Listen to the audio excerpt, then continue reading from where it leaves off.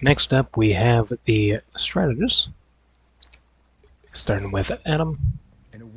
Let's just go back to where we were real quick. I will gladly be the light. Our foes have arrived. All right. Let's get back into it. So, Adam Warlock is a long-range support with high personal damage, as well as powerful conditional area of effect burst healing, and the ability to share damage among teammates, as well as being capable of reviving multiple allies.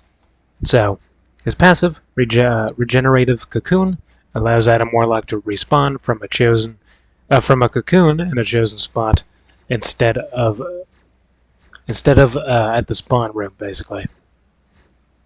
So, can you hurt me? That guy just hurt me. I require some aid. It's gonna take a bit to show this off. But as you can see, if I go down, you go into this like ghost state, and then you can cocoon yourself to bring yourself back in. Alright, cool. As primary fire, Quantum Magic is a hit scan attack that launches quick energy bolts to damage opponents. So, as you can see, it does big damage. It kind of plays like hell a little bit, you know. Just kind of stay at a distance, deal high damage. His secondary fire, Cosmic Cluster, allows Adam Warlock to charge up his staff and release multiple energy bolts, as you can see. That'll do big burst damage, then you can finish him off like that. Or you can go like that, then do that, you know. You kind of get the picture there, I hope. You're not really going to be using this very often. It's more of like, if a target's not moving much, then you would do that, but usually you just want to do that. Avatar Lifestream is a bouncing healing energy that can affect up to 2 targets. This ability has 2 charges. So, as you can see, you throw out this little ball of healing. It'll heal multiple targets, and then it just kind of ends, and then you can use it again, you know, with the recharge there. So, that's like your main way of healing. It's just not as convenient.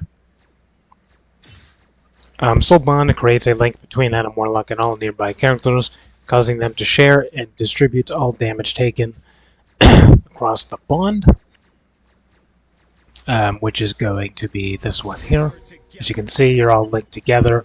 You gain a little bit of healing, but the damage will be like shared amongst everyone. And you can also fly when you do that. I wanted to say that till the end, but he flies now, so you can hover when you're doing that. As long as that's active. So you can fly around, you know, do your thing. Pretty awesome.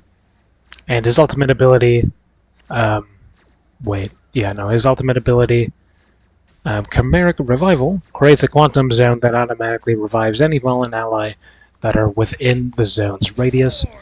You can see a little icon on the bottom right there for enemies that could be brought back. So, as long as you're close to your team, and if they're dying, you bring them back, they get a little bit of bonus health. As you can see, those 2 enemies those 2 teammates just died, so you can bring them back. With limited health, mind you, so you probably want to heal them as fast as possible. And then throw out your soul bond to like keep them alive, you know? Pretty straightforward. And he can fly now, and hover, thanks to the newest update, so he can fly now. It looks kind of funky, but... And then, you know, as Soul Bond's active, you can also hover around as well. And that doesn't require stamina to do that.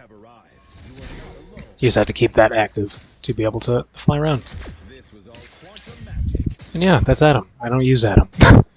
I don't think I've used Adam one single time ever. But he's pretty cool. I mean, he does high damage. His healing's just not great at all. But I mean, you know, you can make clutch moments, bring your team back if you have like a team wipe and stuff, as long as he's still alive. But you definitely don't want to rely on him alone to heal you. The cosmos hears you. That's the most he can heal with just like one burst. You get 2 of those, mind you, but again, it's just not a lot of healing. And yeah, that is Adam. Now we go into Cloak and Dagger, which is 2 characters at once. I wouldn't know the power of the light force. So we're going to talk about Dagger first. Dagger, with a more traditional healer-oriented, light-themed gameplay, the player will always start matches as Dagger. Cloak, with a more elusive damage and debuff-oriented, darkness-themed gameplay. Her secondary fire, I didn't even touch it, but to talk about her primary fire. Her primary fire, Light Force Dagger, is a quick projectile that bounces on terrain. The ability can both heal allies or damage enemies, and has a semi-tracking feature, which will cause the projectile to hit the ally or enemy closest to the aiming reticle. So, throw that out, you can heal them, and as you can see, there's like a tracking on it as well, or it can bounce off of walls to targets as well. This also works for enemies. The bouncing, not as much, I gotta admit. Is mostly for healing, to be honest. But yeah, it has like a lock-on. You don't need good aim to be Cloak and Dagger. And that's good for enemies like, you know, around cover, because you can still hit them from a distance like that. Her secondary fire, Dagger Storm, launches a projectile that creates a large bubble of light on impact, providing healing over time. So, as you can see, little bubble that heals. Mostly for you, I'm going to be honest. Like, if you're taking a lot of damage, you kind of just want to throw that down to heal yourself so you can keep healing your team, basically.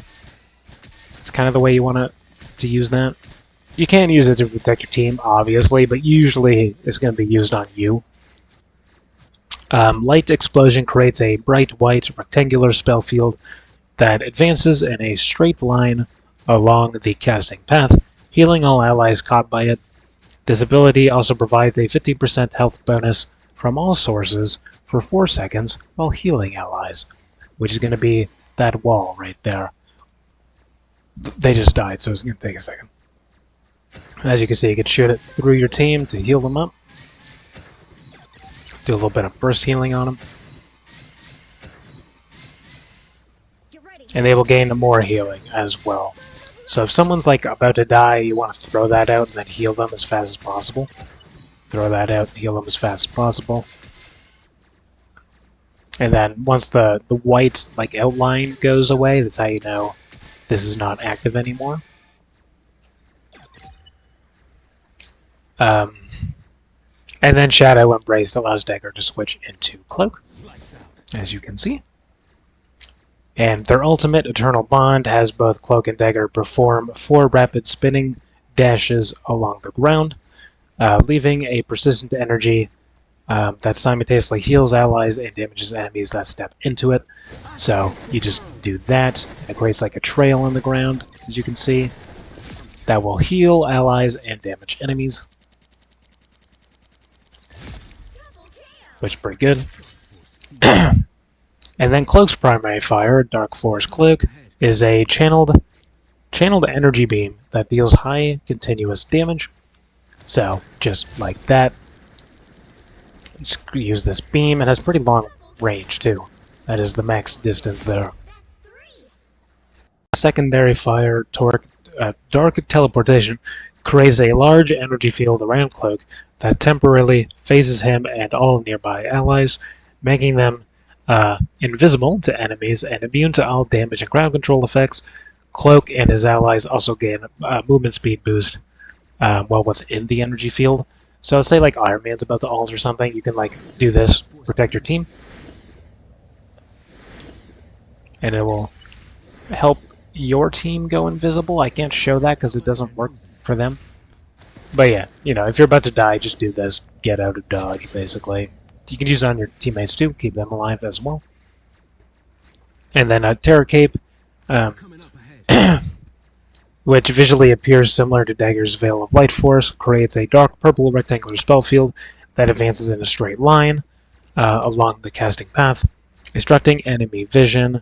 This ability also inflicts damage or sorry, inflicts enemies with the vulnerability debuff, which amplifies all damage taken by 20% for 3 seconds, which is going to be that, and they will take increased damage when you do that.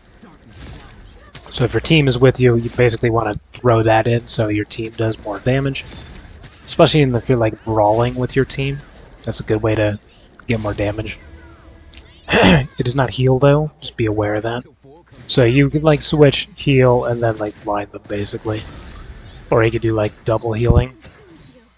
Or double that. The debuff does not stack as far as I'm aware. So you can't have like a 40% damage increase on them.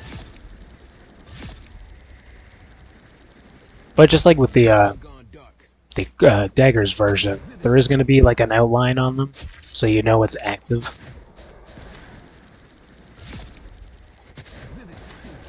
And yeah, you can just keep them under that. And then his ultimate is the same as controlling dagger, with the same attributes. So just the same ultimate. It's going to be the same regardless of who you're using. And yeah, this cloak and dagger, pretty straightforward. If in the right hands, can be absolutely devastating. Or if you just suck at aiming, because you don't really need to aim very much. You know, there's not much to it.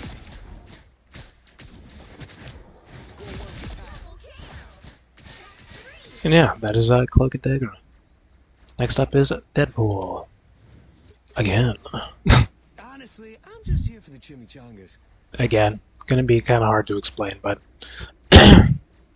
Deadpool Heal Pool is one of the newest characters, or sorry, heroes, as of the time of making this, and is going to be one of the hardest ones to explain at a basic level. Deadpool is a hybrid ranged melee character who can upgrade his abilities, and as the match continues, rather, Deadpool is in all 3 roles, allowing him to fit into multiple team compositions. Heal Pool has 250 HP and can throw his hero icon to deal damage with a boomerang-style attack that heals allies or damages enemies. When upgraded, this will be rethrown 2 more times before blowing up, which is going to be this, as you can see. Or it will heal teammates, and then if we just get some XP here and level up Deadpool. If we upgrade this, it will throw out 3 times.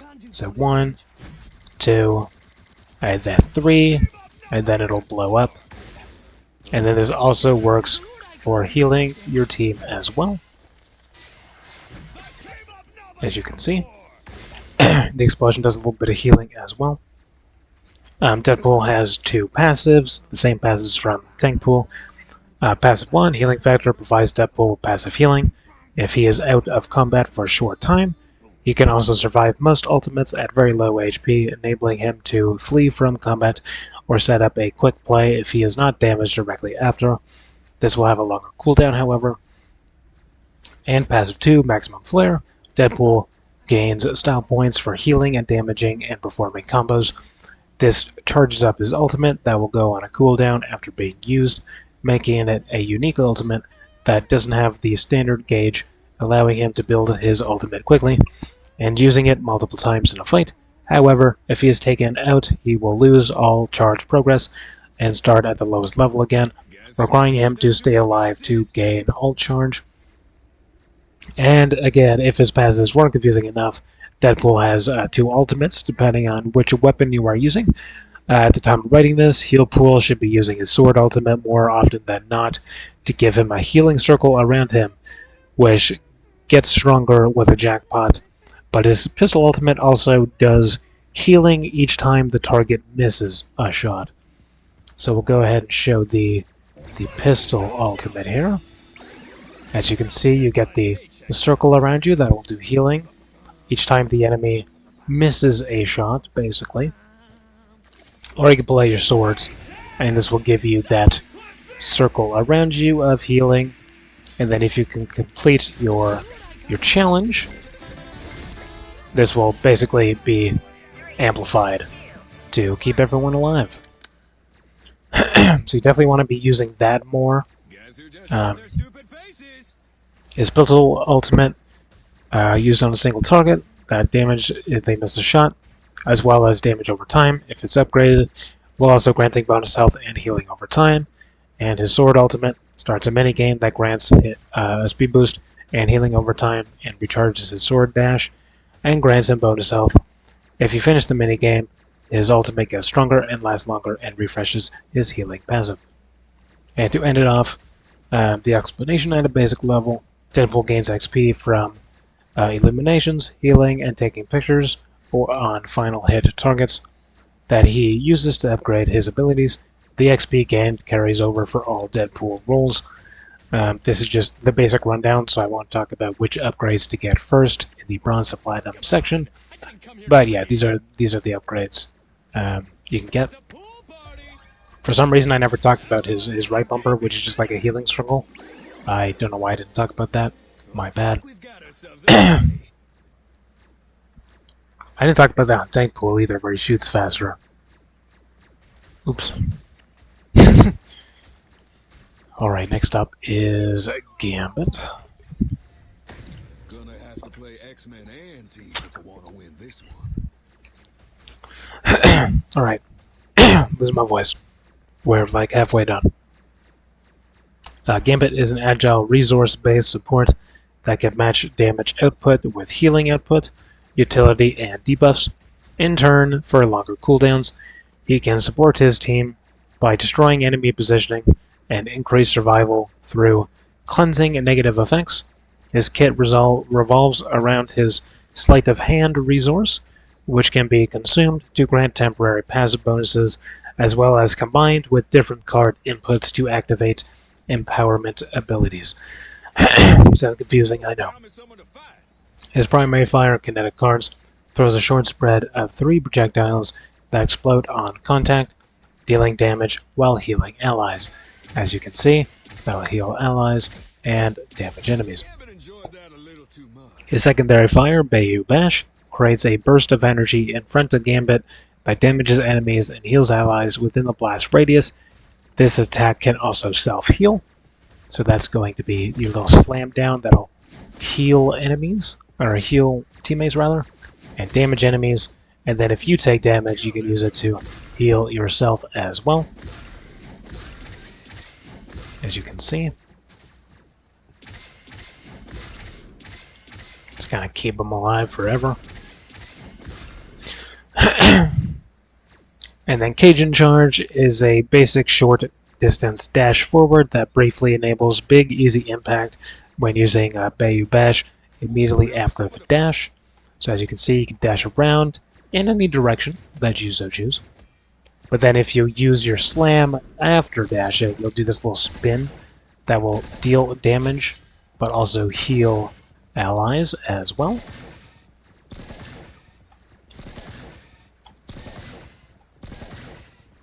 So you're kind of just always like healing or damaging no matter what you're doing, basically. And then Big Easy Impact. Big Easy Impact assumes a charge. Why am I dying? From Bayou Bash and causes Gambit to dash a longer distance, creating 3 small explosions that damage enemies and heal allies as he travels, which is that little attack there. Okay, now we get into the more complicated stuff.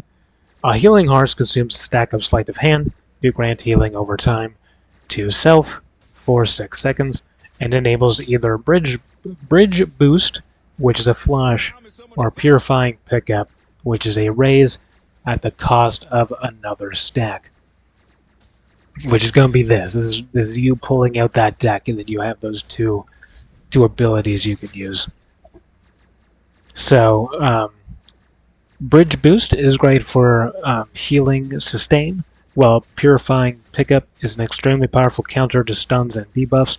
Bridge Boost launches a targeted healing projectile to an ally that bounces onto other nearby allies up to 6 times. It also amplifies the healing proceed for 4 seconds. And that's it. I don't know why I said that, like there was more. So this will just bounce between teammates to heal them. And they will get more healing afterwards as well. Kind of like Cloak's. Cloak, I guess. Cloak's cloak. And then Purifying Pickup throws a swarm of projectiles all around Gambit that heals allies and cleanses negative effects upon impact. Allies can be purified up to 2 times per cast, while Gambit can only be affected once, which is going to be that right there. So if like your team is being stunned or something by like Doctor Strange, you can just do that to cancel that out. Only twice though per cast. So you see that like little yellow around them.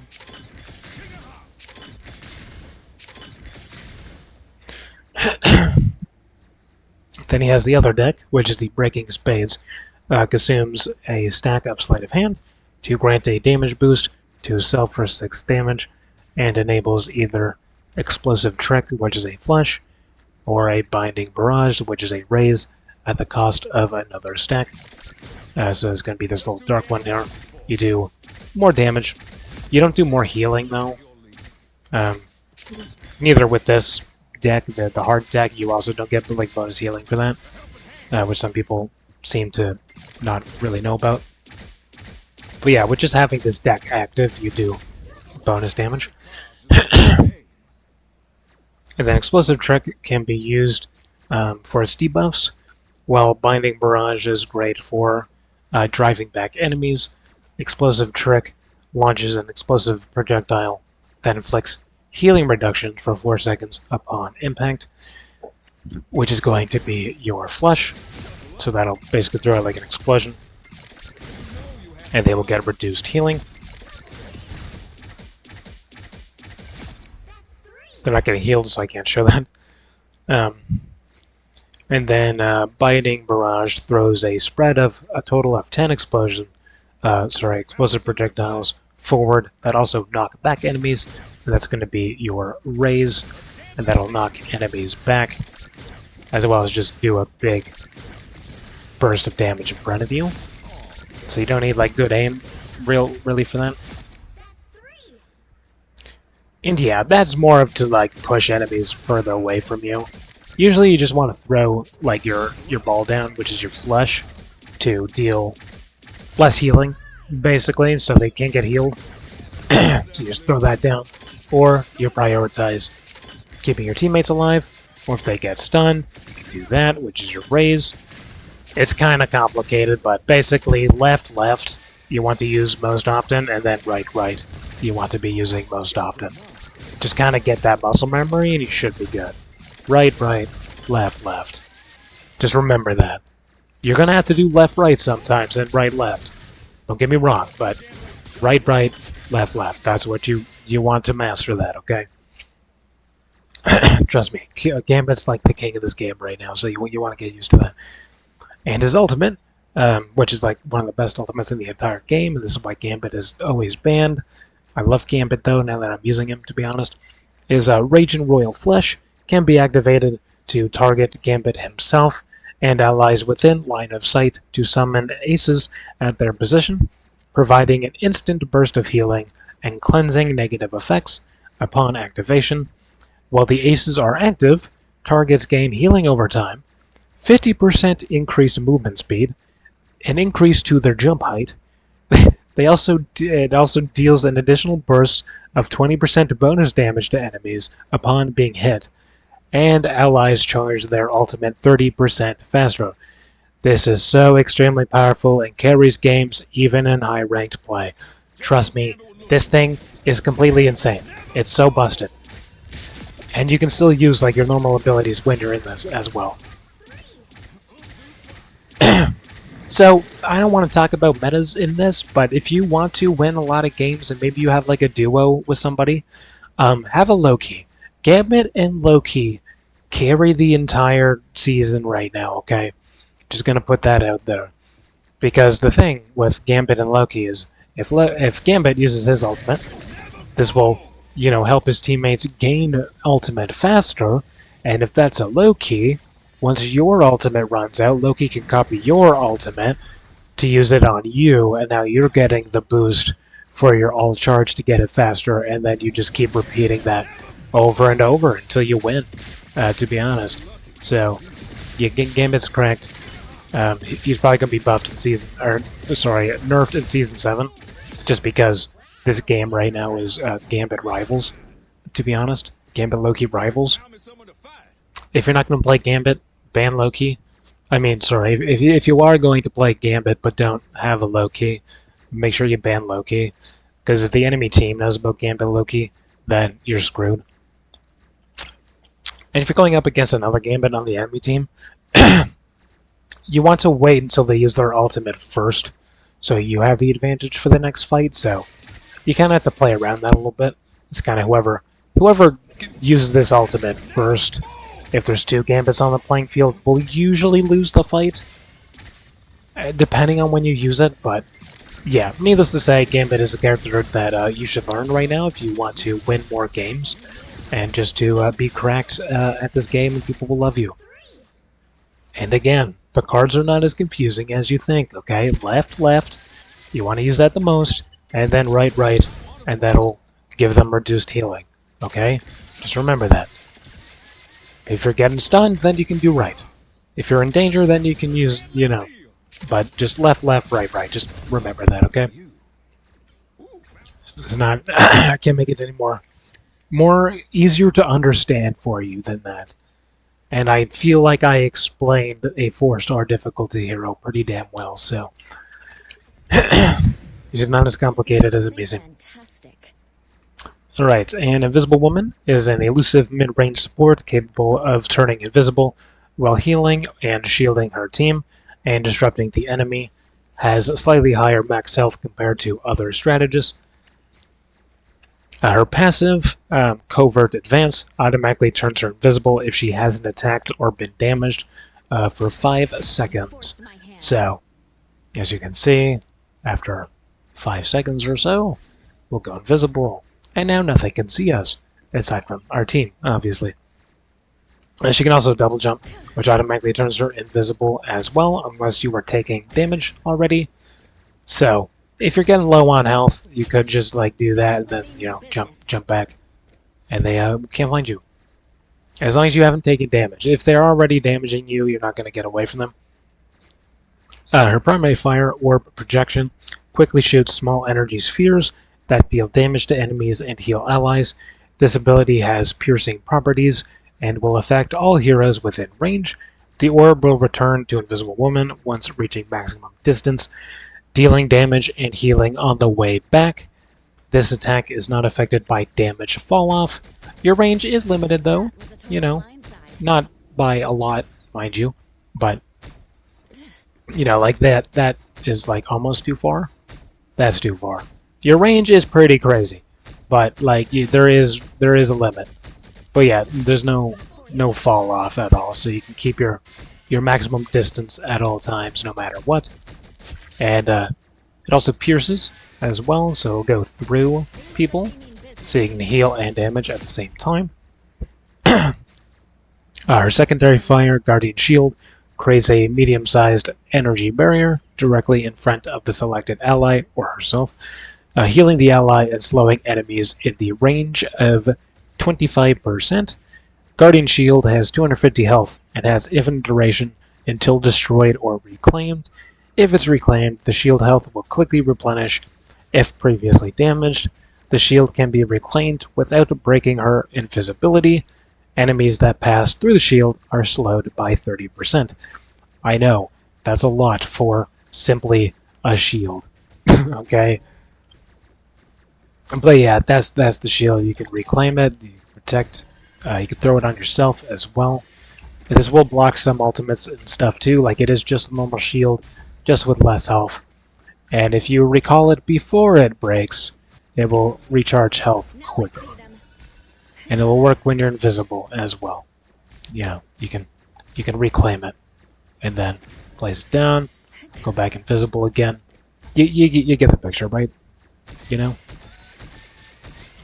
It's mostly used on yourself, to be honest, to keep yourself alive, since you don't have any form of like self-healing at all, aside from being invisible, I suppose. But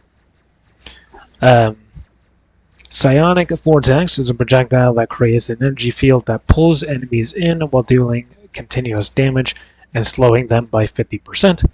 The vortex will form if it hits an enemy or the scenario. That's supposed to say scenery. Or the, like, walls and stuff. I don't know why this says scenario. But the player can press the button again after firing the projectile to erupt the vortex earlier. The slow is only applied if enemies are near the center of the vortex. If this ability hits a flying enemy, they'll fall down to the ground and can't fly upwards until they leave the vortex radius, which is this thing. That is the vortex. So you can explode it sooner, or you can send it further away. Totally up to you. You can hit an enemy directly, and they can't really move as much when they're in there. This does not deal any healing. Just you cloak and dagger players kind of get this confused because it looks the same, but you get no healing from it. And again, you know, it can knock down flyers as well. I don't have a flyer around here to really show that to you, but. And then force physics allow Invisible Woman to push or pull opponents through psionic energy while dealing damage, which is going to be this one here. You can pull them closer or you can push them away. It would be good if they could stay alive for me. There you go. Not much to say about it. Doesn't work on teammates, as you can see. It's good for stopping some ultimates though, like if there's like a Scarlet Witch or something, you can push her away. Or like an Iron Fist, you know, you can push him away, you know, stuff like that.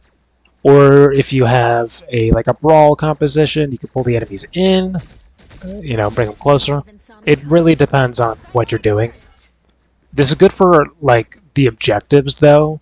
Like let's say this guy's capping the objective right now. Okay, this guy then.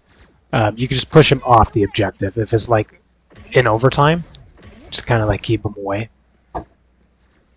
And then her ultimate, Invisible Boundary, creates a large force field that renders all allies inside invisible to enemies, while inside the force field, allies gain a large healing over time effect.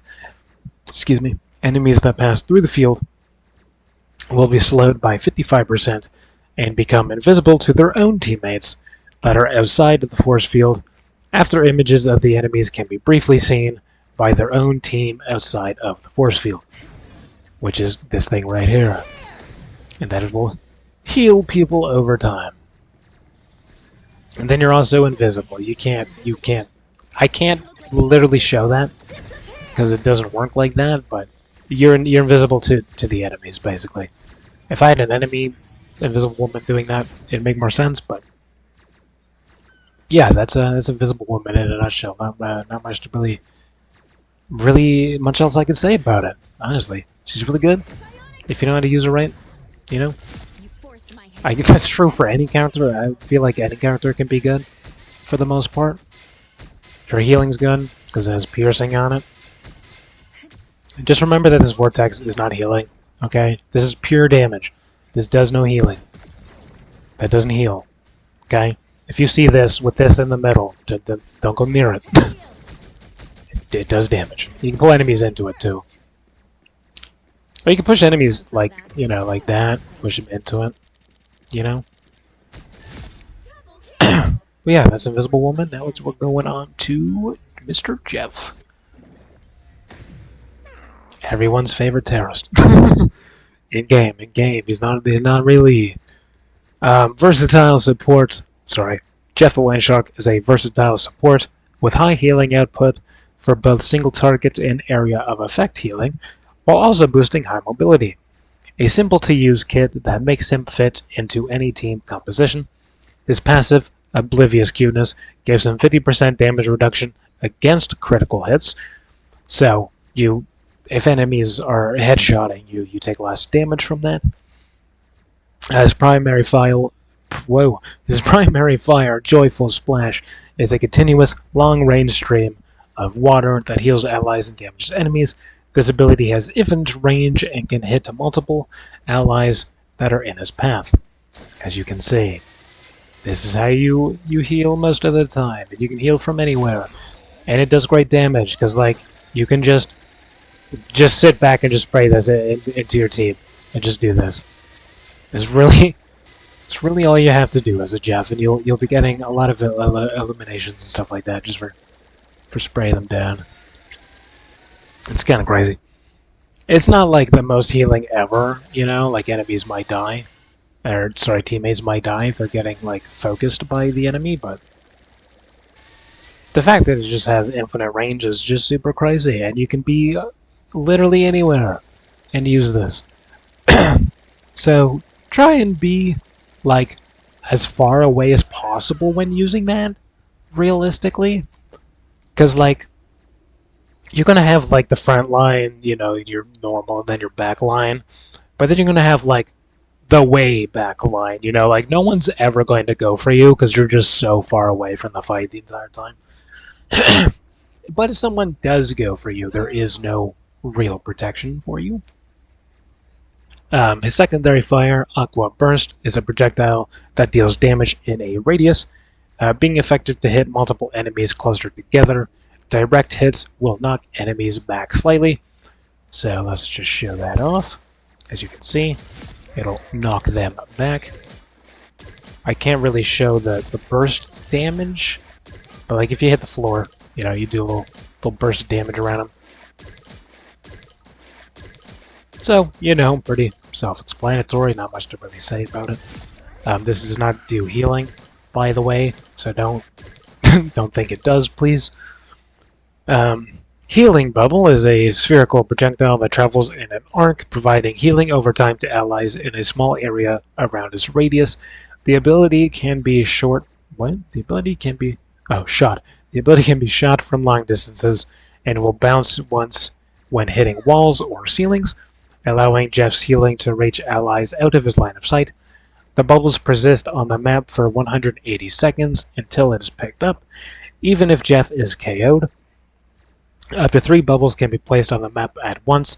This allows the bubbles to be placed strategically around the map, especially near objectives and choke points, and serve as on-demand healing packs for the ally team. The ability also provides a 50% healing bonus from all sources, and a 60% increase to movement speed for 4 seconds while healing his allies. So, that's the bubble. It bounces. You know, it does healing. You get a speed boost on yourself, and it doesn't do damage. Okay, just make that obvious. You can have up to 3 of them. They can stay around. You know, people can come back to them even if you die. It's mostly for burst healing because you get bonus healing after that. So they get a burst of healing over time, and then just more healing from every other source, basically. So technically, if they pick up 2 bubbles, the second bubble will have more healing than the first one. Kinda. Not like by a lot, but it's there. But yeah, you know, what you could do is put these on, like, health packs. So if someone's, like, about to die, they could just pick up both. And now they're just on, like, full health again. Or if someone's chasing you, you can do that. And then, you know, go under the surface and keep that momentum going, basically. Instead of being all slow. And hide and seek is the ability I just used. Is a mobility tool that has Jeff diving underground, with only his fin exposed, vastly decreasing the size of his hitbox. While submerged, Jeff gains 60% increased movement speed, self-healing over time, and immunity to all forms of crowd control. And he can climb on walls. This extra speed stacks with the bonus from his healing bubble. So, yeah, you can use it to go up walls as well. If you pop out, you will just fall off. It's not like you can stay on a wall like Spider-Man or Venom. But yeah, you can use it to go up walls, climb walls. And like I said, you know, if you want to move super fast, you just do that. You can be one of the fastest moving characters in the entire game, as long as you stay in the effects of the underground, plus a bubble. And you really are just hard to hit. Some attacks just can't even hit you at all, to be honest. Especially if they're like crowd control. And his ultimate, it's Jeff, allows him to swallow both enemies and allies in a massive radius. While inside Jeff, enemies take damage over time, while allies heal over time. When first activated, Jeff vanishes from the battlefield, and The player has 6 seconds to choose where he will attack. The area from where Jeff disappears creates a large pool of healing water that lasts for 8 seconds and affects any allies who step onto it. Overhealing is converted into temporary bonus health for allies eaten, which is something a lot of people don't know about. Okay? That's that pool. As soon as you go under, you make this pool. And this pool will do healing. And then you can, pick up enemies and do your thing as a Jeff does.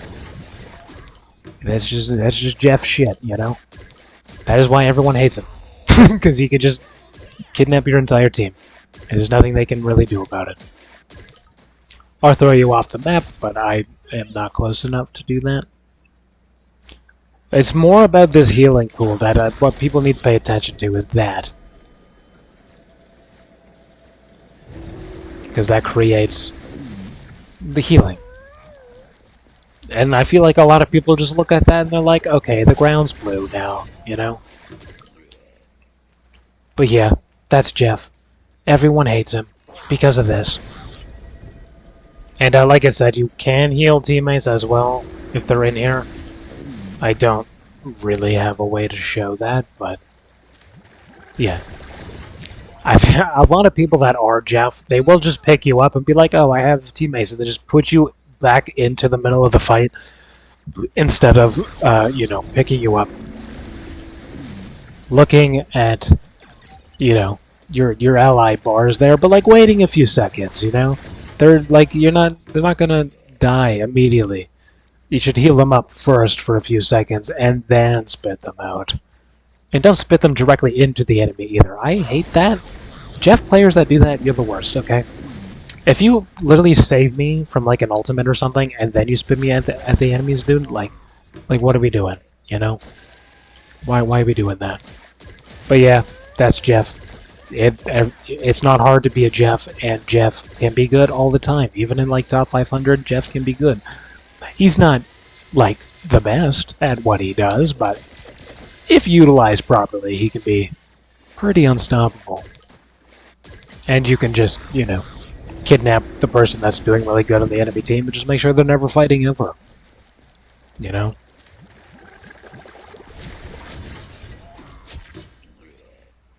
Anyway, that's Jeff. Everyone loves Jeff, dude. Unless you don't, then you despise Jeff's existence. I like Jeff, though. Jeff's great. And Loki, someone I mentioned earlier. Loki is elusive and deceptive strategist capable of conjuring illusions of himself to distract enemies while also healing allies. Loki's core gameplay revolves around his doppelganger ability, which allows the player to project illusions of Loki in the targeted area. This ability has 2 charges, and up to 2 illusions can be placed at once. As you can see, there's more of me now. Wow, crazy how that works. His primary fire, mystical missile, is what they used to call me back in high school. Shoots an energy projectile that deals damage to enemies and heals allies. As you can, well, he's dead now, so you can't. But he does damage, or he can heal. Pretty straightforward, right? Not much to really say about it. His secondary fire, deception, creates an illusion where Loki is standing while granting invisibility. While invisible, Loki gains healing over time. Loki can remain invisible indefinitely until attacking, reloading, and using devious exchange or creating a doppelganger will not break his invisibility. So basically, if you attack, you'll go invisible. But you can reload. You can place more of these guys down as well, which I'm going to be honest, I didn't actually know that until right now. That is the 3rd thing I've learned from myself. That is crazy. That is it's just a weird world that I live in, that I can just do that. Okay, cool.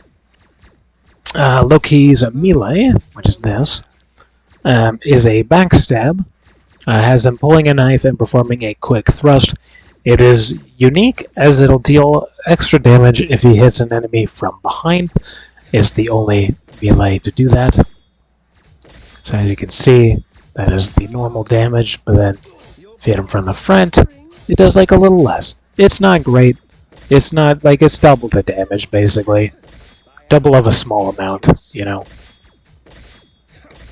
But yeah, just does more damage if you sneak up on someone. So you can like be invisible, so they can't see you, and then just, you know, do that. DV Exchange allows Loki to swap places with any of the illusions of his choice within range. This ability makes Loki incredibly slippery and hard to pin down if properly used. As you can see, you can just teleport around, you know, do some damage, do some healing, teleport back, you know. Usually you want like a Loki somewhere like else away from the fight, so you can just go out of the fight whenever. And then you just kind of, you know, make sure you just have one near you, basically. You just teleport over here, you know, blah blah blah, do your thing, and you can teleport back up. Or like behind a wall or something, you know? Regeneration Domain conjures a ruined stone in the air that creates a magical field around Loki and his illusions that provide high healing per second in a radius around them. The magical field also converts 30% of all damage taken into direct healing to allies. So if you're getting attacked, just stay inside the circle. This ability is incredibly powerful and can provide clutch healing against very powerful attacks, including ultimates, by the way. So, basically, we place some of these down, they're taking damage, and then, you know, place down your runes, it'll do a lot of damage, or sorry, a lot of healing, and then the more damage you're taking, the more healing you will provide as well. Which, if you're against a good team, they will just know not to hit you anymore, basically, if you're inside of this thing. They will instead hit the rocks. But you can't move around inside of it, you know. You have to be tied to one spot or anything. If you go invisible, you know, you can just pop that as well. And then his ultimate, God of Mischief, allows Loki to transform into any hero in the match, either ally or enemy, for 15 seconds. While Loki transforms into a hero from the enemy team, his name tag and team color will change to the opposite player and team. If the Loki player attacks, this reverses back to the player's actual name and team color. While shapeshifted, Loki gains access to all of the target hero abilities, including their ultimate, which will be at 100% charge. This is why the Loki and Gambit team-up is so fucking crazy. Because you just do that, and now I have your ultimate, and I can just do stuff you do. You have to know characters, you know, you have to know like what you're getting yourself into, but usually you want to use that on like a support ultimate, or I don't know, let's say the enemy's all grouped up, but your Moon Knight doesn't have an ult. You can like go behind your Moon Knight, take his ult, and like use that. There's a lot of thinking involved. I'm gonna be honest, okay. If you want to play Loki, as soon as you have these placed down, and you're just like healing your team, the rest of your entire time as you are alive, you're just thinking about who you can use your ultimate on, and like what the best time that would be to use it, and like, you know, that's like all you're thinking about the entire match is just whose ultimate can you use at what time, instead of being like, oh, you know, let me go up here or whatever. You're not really focused on that kind of thing. And it is important to mention that your doppelgangers will shoot wherever you are aiming. To an extent, obviously, you know. If you're like behind a wall or something, they're not going to be able to shoot behind a wall, but they will be shooting where you are looking, as long as they can get to that range. So like if I have you, and you're just like over here, you know, as you can see, he's not gonna be able to shoot through anything because he's just kind of stuck there. But yeah, that's Loki. A lot of thinking involved the entire time. Your brain never is going to shut off. If you're playing Loki, you're just thinking the entire time on when to use your ultimate. to get play, basically. Usually if there's a Gambit, always get Gambit no matter what. Just know you can't stack a Gambit ult. Like, if two Gambits are ulting at the same time, that's not gonna do, like, double the effects of a Gambit ult. But, yeah, that's why Gambit and Loki is so powerful right now, and will probably be that way for a long time. If you play Loki well enough, you can absolutely dominate and carry lobbies just on your own. Alright, next up is Luna, and then who else do we have?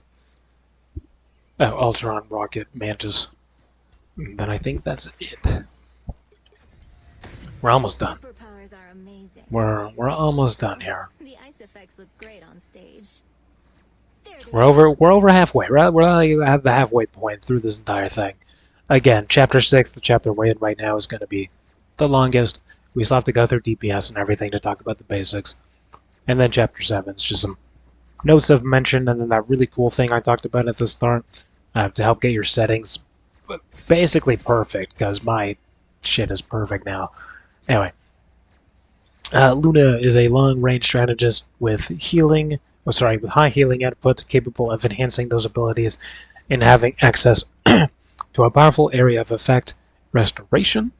Has slightly higher max health compared to other strategists.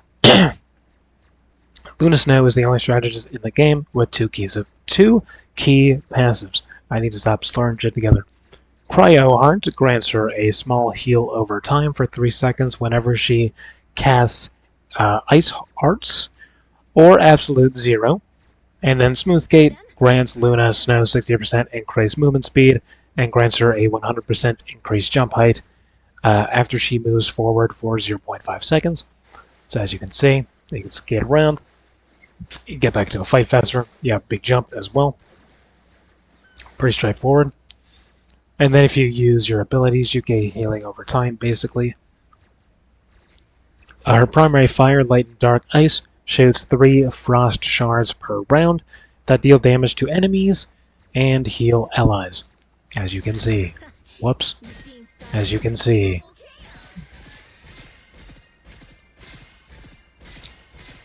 This does have piercing on it as well, so you can just, heal through enemies. Let me see if I can... You can technically damage through it as well. Kinda. Her secondary fire, Absolute Zero, shoots a large block of ice that deals damage on impact and freezes enemies for 2.7 seconds. This is a versatile tool that can be used for defense to avoid dives, or for offensive plays to pin down a key target. This ability can even interrupt ultimates. Like Scarlet Witch, for example. You can just throw this on her and she will stop her ultimate. But yeah, it freezes enemies in place, and they will stay frozen until they are shot, as you can see. So, it's good if you're getting dived on or something. Usually for ultimates, though. You want to save this for ultimates. If you have really good reaction time, let's say like a Scarlet Witch is that flower pot, right? Just coming around the corner. You can just throw this. And now the ultimate is over and nothing happened, You can just shut down a lot of ultimates as long as you use this properly, So sort of get used to the way this works. It shoots a lot faster than it did back in Season 0. So it's a lot easier to hit it. But just basically practice this because you are going to need it when you least expect it, to be honest. And then Ice Arts temporarily enhances her primary fire for 6 seconds, shooting 5 shards of ice instead of 3 for increased power.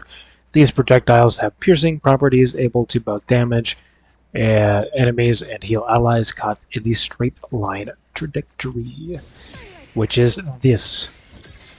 As you can see, more damage, more healing. It's in a straight line. Not much to say about it. Oh, and you get healing. You heal yourself when you use that as well. I should probably show that real quick. As you can see, I took some damage. Use this. Now I'm all ready to go. You basically want to use this as often as possible, because it just does such good damage, honestly. And then Share the Stage has Luna Snow placing a buff called Idle Aura, which converts all healing she does to other characters to the other characters. Hold on, why did I word this so weird? All healing she does to other characters to the target of this buff. No, okay, no, that wasn't worded right.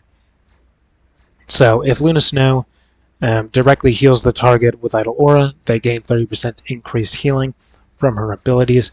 This is a versatile healing tool that can be placed on key targets, such as vanguards or other strategists, or placed on mobile heroes such as Spider-Man or Iron Man. This can be placed on herself as well with number 1 idol, which will increase her damage and healing from abilities. So you can place it on yourself, you'll do more healing and more damage. Or you can place it on an ally, and they will kind of just gain healing no matter what, and you also heal them for more. So there's lots of uses for this ability, to be able to put it on yourself, to be able to put it on teammates. You know, there's kind of lots of ways you could use this, and it really all depends. Like, if you have a really good Spider-Man, you probably want to leave this on him so you can just kind of do his thing. Or if you have a Vanguard that's taking way too much damage, you just throw that on. You can heal them for more. Throw it on yourself, then do this. You'll do just massive healing and massive damage. You know, it's really just about timing and the way you use it. But this will make or break your game as a Luna.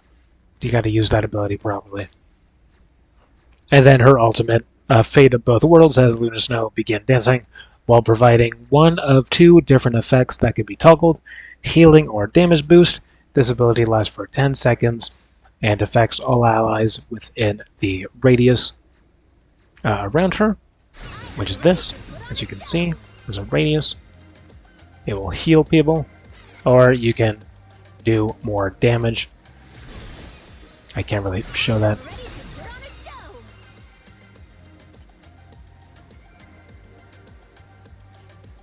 It's kind of hard to show that because I haven't damaged him. You get the picture, though. It does more damage. The healing dance provides a massive healing per second and bonus health. In addition, she also heals all allies in a single time per cast for a large amount.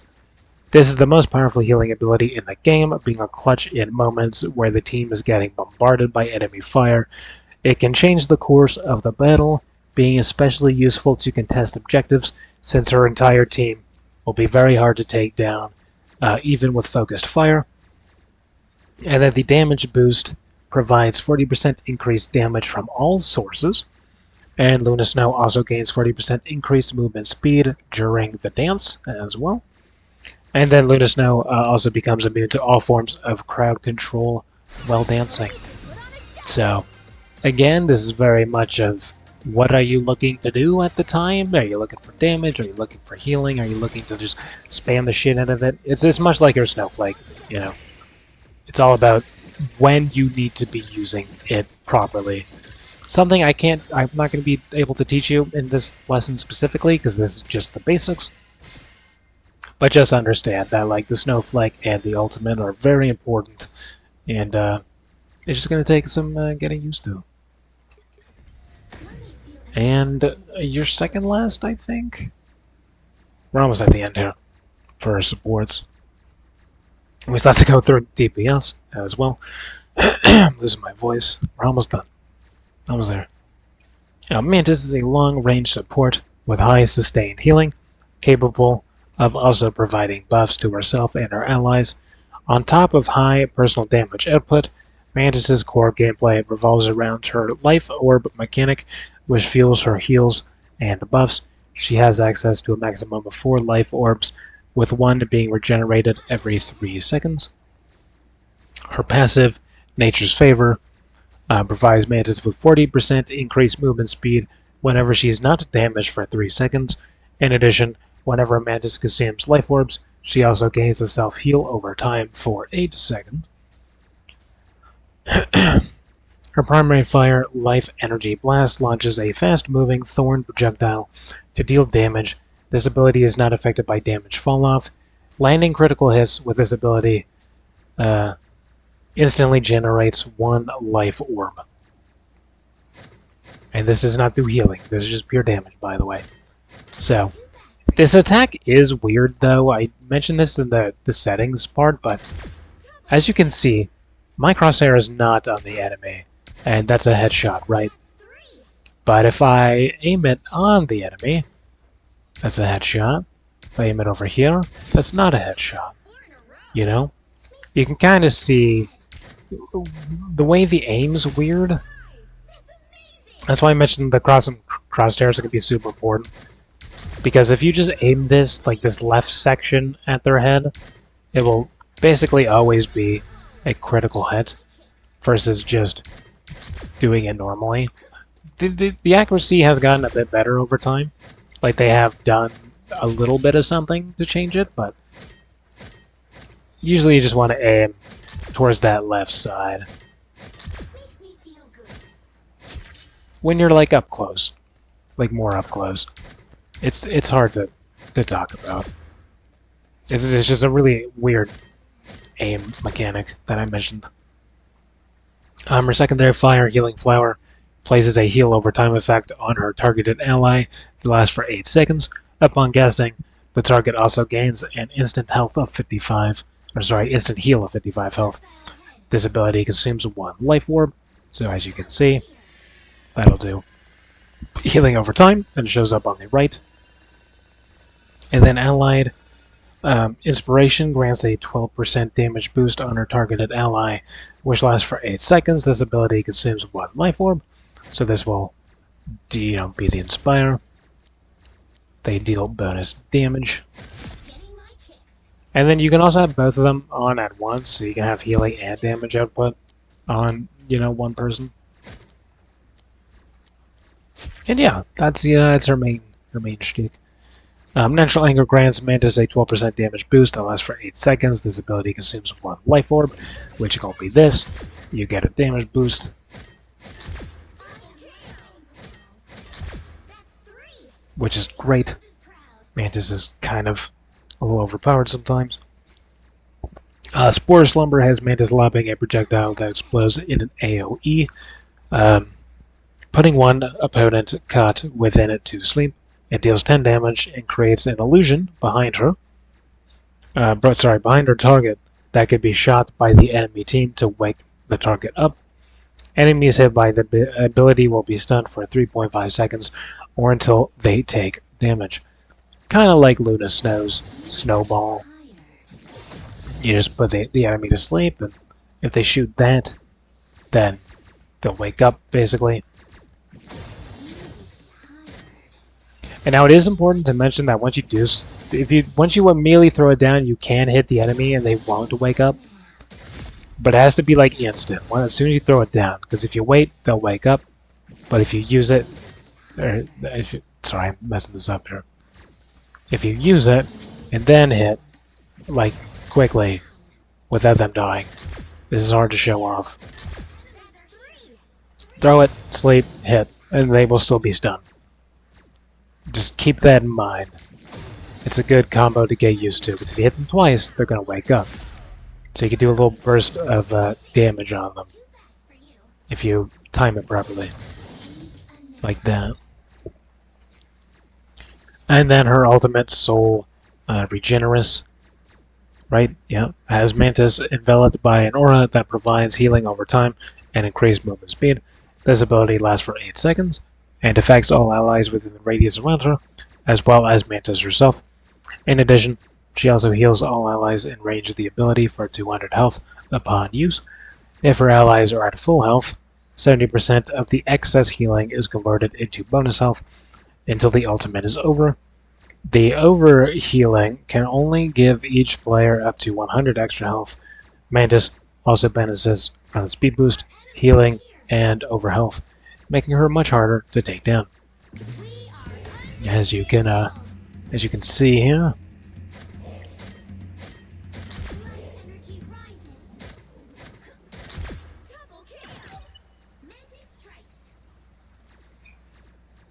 And yeah, that's it for Mantis. She's not a good healer on her own. Like, obviously I can't keep this guy alive just on my own. But it's good, like it's good healing over time if you have another healer. But usually you want to like heal and empower someone at the same time. Whatever they're aiming at, put them to sleep, make it like easier for them. And then whenever you need to do some damage, you just empower yourself, basically. Just remember that her firing is weird. Like some of those are hitting, some of those are not hitting, you know? So the custom crosshair thing does help. Aim towards the left side, basically. And just remember that your normal attack doesn't heal. This does no healing. But yeah, that's Mantis. And I think to end us off is Rocket, I think is the only one left. No, still got Ultron. Man, my throat's gonna be so dead after this. Not good. We're almost done though. DPS, and then final chapter, and then we're good. Okay, so Rocket is a long-range support with high mobility and a very versatile kit, being capable of providing sustained healing and damage, as well as being able to revive allies and buff their damage. His short height allows him to more effectively find cover behind walls and other obstacles. He can run up walls freely at increased movement speed. This is his best escape tool against dives and grants Rocket Raccoon incredible mobility. It is also very useful in helping Rocket reposition on the map to find vantage points. As you can see, you can run up walls, then you can like slow fall. His primary fire bombard mode uses his custom-built rifle to rapidly fire bullets. This ability has one of the highest rate of fires in the game, as you can see. Now it is important to mention that this is technically hit scan, but it's like delayed by a little bit. So like there's going to be a trail that you have to like lead, which is like the only character to have that, I'm pretty sure. Put them down so they stay down. Like it is hit scan, but it's like it's delayed. I don't know how else to really say it, but you have to lead your shots if the target's moving. Because if you just leave it on him, you're just not going to hit all your shots. But if you lead it, there's a fucking wall in the way. Anyway, you get the point. His secondary fire repair mode uses his custom-built rifle to launch bouncing yellow spheres that provide healing over time to allies within his radius. The projectiles will ricochet off any surface upon contact, including walls and ceilings, with a maximum of 10 bounces. Rocket can also use the spheres to heal himself with halved efficiency. If the spheres touch an ally directly, it'll provide a small burst of instant healing. As you can see, it'll bounce around as well, doing like healing over time. But if you hit them directly, they get a burst of healing plus the healing over time. And it doesn't have to be directly on them either. You could be like a little bit away from them. It'll sort of like travel through everybody. But yeah, you basically just spam this down the entire time. Just heal everybody. That's kind of his whole thing. His BRB, Battle Rebirth Beacon, which is this, has Rocket Raccoon deploying a stationary gadget on the targeted location that revives a fallen ally once within a large radius around it. Resurrected allies will appear at the beacon's location at full health. Upon reviving an ally, the beacon disappears and goes on a cooldown. While active, the beacon periodically generates armor packs and rocket jet packs every 3 seconds, shooting them randomly within its radius. The armor packs grant 25% bonus health. The rocket jet pack grants players a super jump that launches them high in the air upon pressing the jump button in midair. The beacon has 150 health and lasts for 300 seconds. If the player presses the button again, the beacon will be reclaimed and the cooldown will be reduced based on the beacon's remaining health. Players can drop the beacon before the match starts to give the whole team armor packs and rocket jump packs. Collected packs will persist even if the player controlling Rocket reclaims the beacon or switches to another character. Allies can see if they're within the revive radius of the beacon by the visible icon above their health bars. So, yeah, as you can see, you throw that down, it'll start shooting little armor packs that you can pick up. This guy just got revived, so now it's not going to work anymore. It doesn't show you the radius though. You just kind of have to know by the icon on the screen.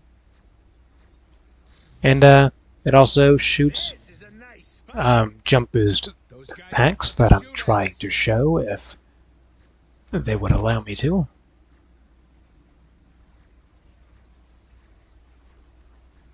It just keeps reviving people, dude. Give me a jump boost. Is it random? Who knows? Stop reviving. Oh my god. This is a nice spot.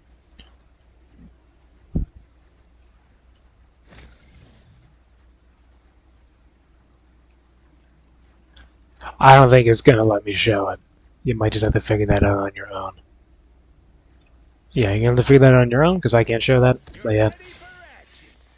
Jetpack Dash has Rocket quickly propelling himself forward. This ability will move him towards any direction of the aiming reticle, granting him flexible mobility, as you can see. And then you can slow fall as well. Those guys are about to shoot at us. But you can combine this with running up a wall, you know. Hold on, let me try and do this right. Jump off a wall, slow fall, you can rocket back up. Or you can just like stay on the wall as well if you're slow falling. Run back up the wall, slow fall. Just kind of keep doing that, you know. It becomes a lot harder to take down if you do it properly. It's good for healing as well. Just keep running up walls, never being hit by anything.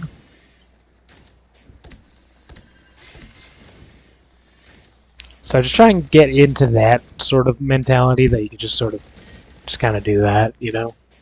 You become a lot harder to take down if you're just constantly on walls. If you get, you know, too in danger, you just dash away.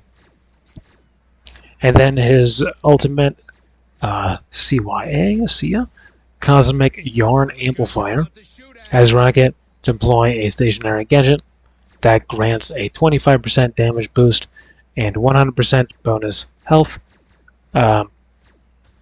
Bonus health per second to all linked allies within its radius.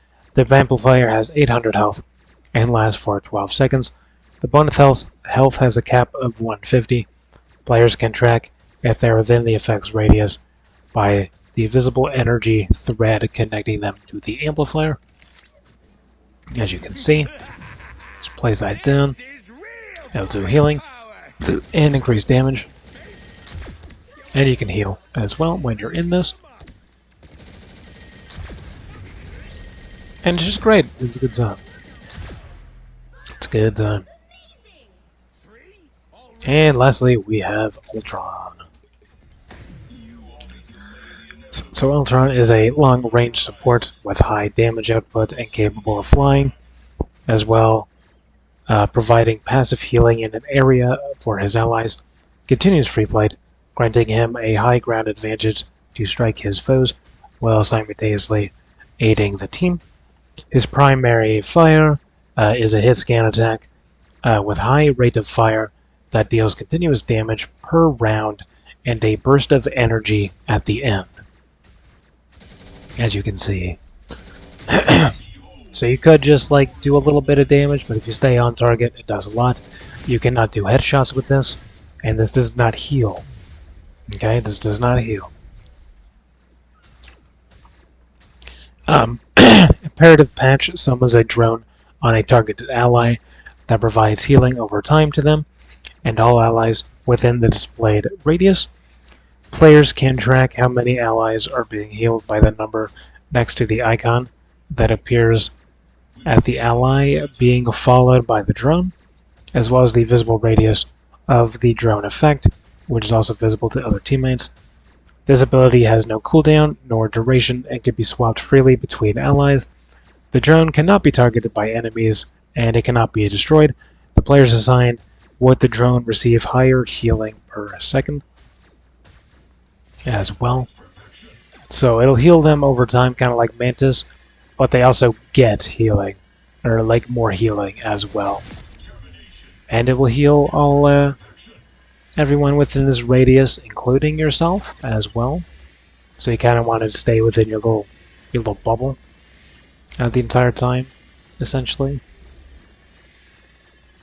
And it just stays forever until they die or you go too far away. The secondary fire, Imperative Firewall, grants Ultron bonus health, as well as to allies within a small radius around him. This ability affects the ally assigned with Imperative Patch and all allies within the radius, which is going to be this.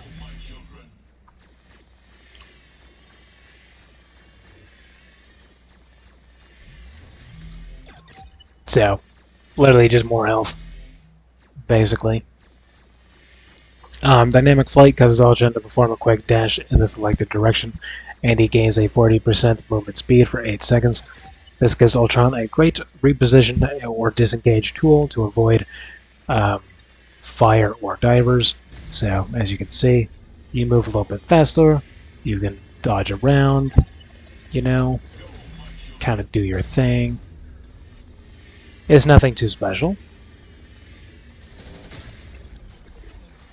And then his ultimate,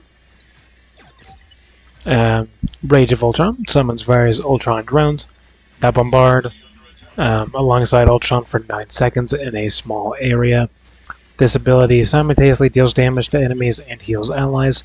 Ultron becomes unstoppable and gains a small self-healing effect during the entire duration. Ultron can use Dynamic Flight while channeling his ultimate. As you can see, you can fly around, this will heal as well.